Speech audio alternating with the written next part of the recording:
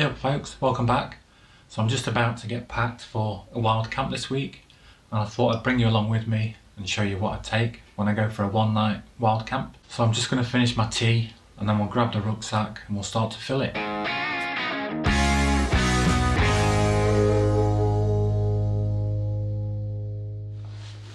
So if you've seen any of my previous videos, you'll know that I use this Osprey Kestrel 48 backpack. It's not the cheapest backpack, it's probably mid-range. I think this was £99, but I got this for a Christmas present from my missus, so I didn't pay for it myself. So the bag's empty at the minute. The first thing I do is loosen all of the compression straps, just so that it's easier to get everything in, and then we can cinch them all back down when it's full. One thing I like about this backpack is you get a large pocket down the side here, and that's where I always put my tent poles and usually the tent pegs and the footprint as well. So I pack the tent fabric and the tent itself separate from the poles, and that means that you can compress the tent down or change the shape of it to make it fit in your rucksack a bit better. We'll come on to that. There's also a separate section at the bottom on this. So usually I put my quilt or sleeping bag in there and my pillows.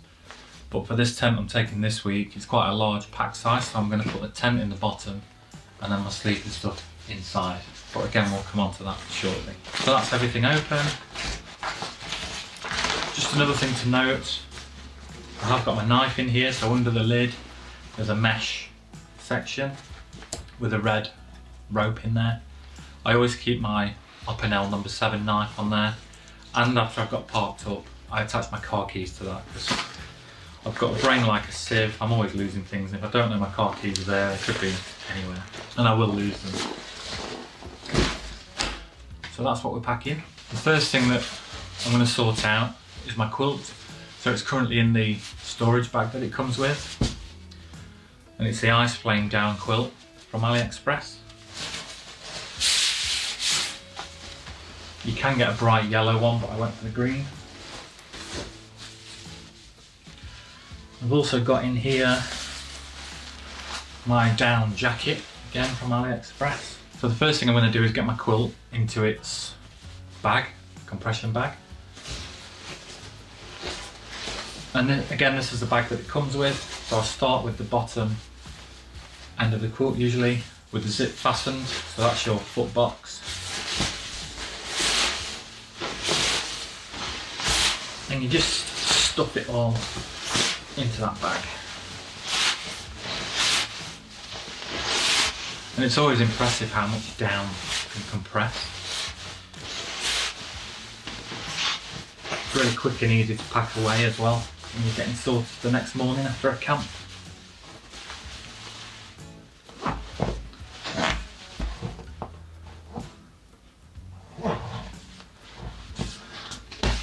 So that's it packed up. Now you can pack it like that and it will still compress a bit more. But what I usually do is go an extra step, and I take one of these black dry sacks. So that's the black one from the multi-pack that I always use, and I'll put a link below to these on Amazon. So the black one is the perfect size for going over the end of that.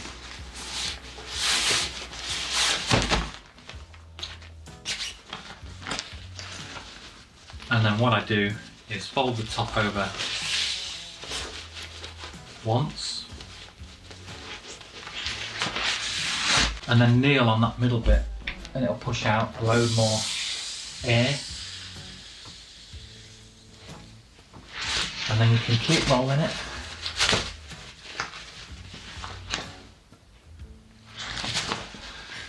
Get as much air out as you can. And clip that shut. So that's probably gone to 2/3, if not half the size again. And like I say, usually that would just slot into that bottom section of my rucksack there. But for this one, I'm going to put the tent in the bottom, so I'll leave that to one side for now.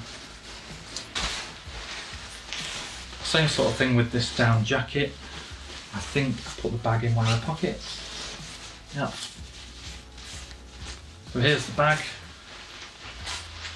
And with the jacket, I start with the neck end. Get that in. And the same sort of process, just shove it in And that's that ready to pack. Again, it's not as compressed as it could be, but that'll do. I think that's going to go inside a dry bag that I've got with my other clothes in it as well, so we'll come on to that. But for now, let's get the tent sorted. So I'm taking a new tent out with me this week that you might have seen on my community post. It's a floating cloud from 3FUL, but it's a bright fluorescent yellow colour. So I'm hoping I'm going to get away without getting caught in it. And it comes in quite big, I think it's a 50 centimetre wide bag with the poles and everything, and a quite wide hole.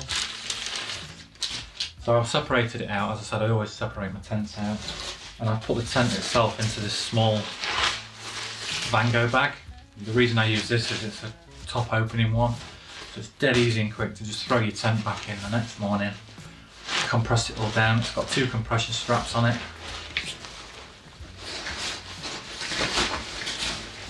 And because the poles aren't in there, as I said, we can be a bit ruthless with it and bend it into whatever shape we need. So that's gone in there quite nicely. And then I put in there as well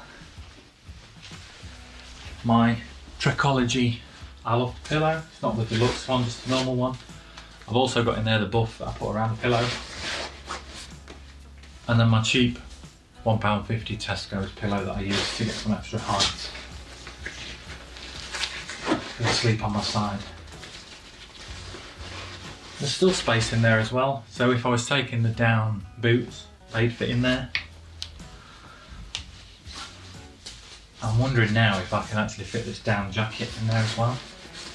Might be a bit of a squeeze. Don't be afraid to, you know, take things back out if you can find a better place for them or better position. So just taking that out and putting it in a different place made it really easy to get that down jacket in there. And that's the bottom bit done. You do get a couple of compression straps that go on the bottom of the bag with the Kestrel 48. I've taken them off because I never use them. And I've just stored them in the rain cover bit there, just so I don't lose them. But they're quite long and they let you loop between these 2 points here a mat or your tent or anything that won't fit in your bag. So that's what makes this a great bag for sort of all year use, because in the winter, when you've got loads of stuff, you can still strap loads of things to the outside. Okay, now we're going to get poles in this side pocket.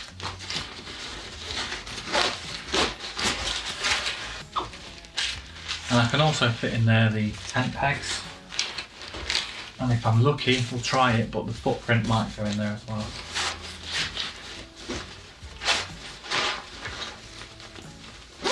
And all that means now is that when I've found a pitch, I can get my poles out the side, my tent out the bottom, put my shelter up before I even think about getting anything else out. Another thing to mention just quickly on this bag is, on the opposite side you get another zip, but rather than a pocket that goes straight through to the main section of the bag. So if there's things at the bottom that you need to grab, you can do it through the side rather than having to dig in through the top. So now we're on to the main sort of section of the bag.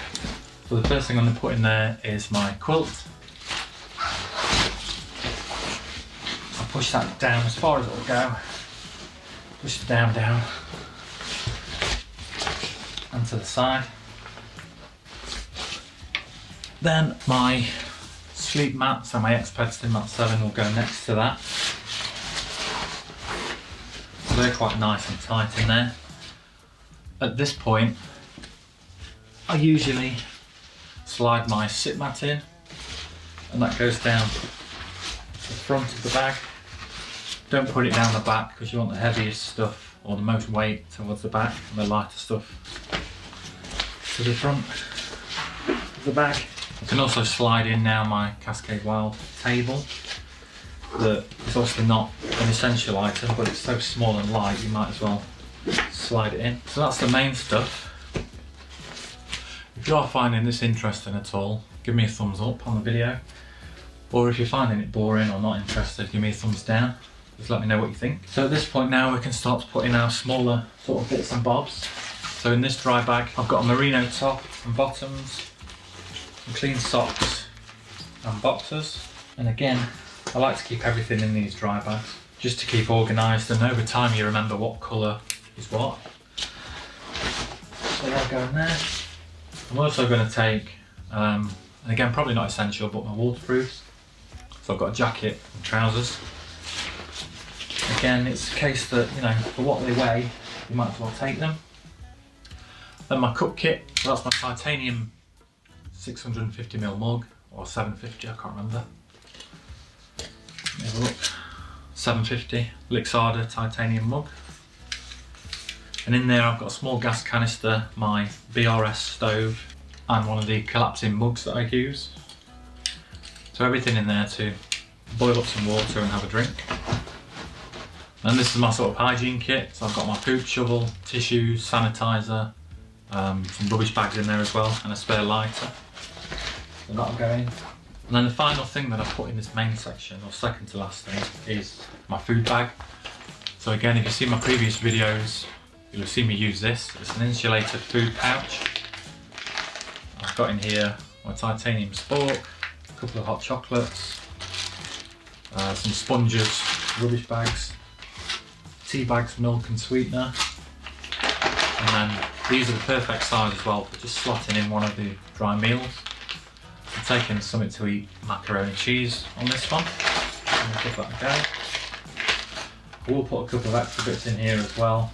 A couple of cereal bars, other light snacks. But what I usually do, depending on what I'm eating, I'll pack this up the day before or a couple of days before and keep it in the fridge so it stays cool. You can also put a cold can of pop in here, which will keep it cool all day, but that fits perfectly on the top of the bag. And the last thing I put on is my first aid kit, and if you've seen my first aid kit video, you'll know that that's where I keep it. Obviously you want to check that you've got everything in there and it's all usable and in date.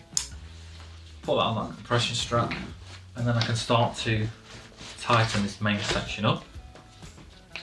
So first fasten the top, do these side compression straps, and then I can fasten the lid down. Then a few more things. So this dry bag has got my Anker power bank in it and the cables that I need to charge my phone, my camera and my watch as well. So that goes on the top. I do usually put a couple of cans of pop or cans of beer or just other drinks in the top as well. And this is the point where I'm pretty sure I've forgotten something, so if I've forgotten something, drop me a comment below, because now we're on to the last sort of couple of bits.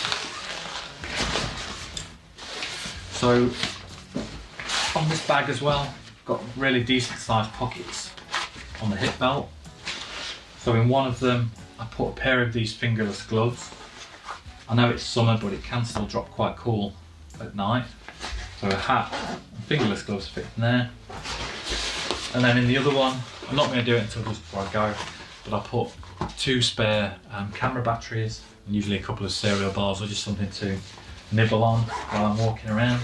And then the final thing would be water.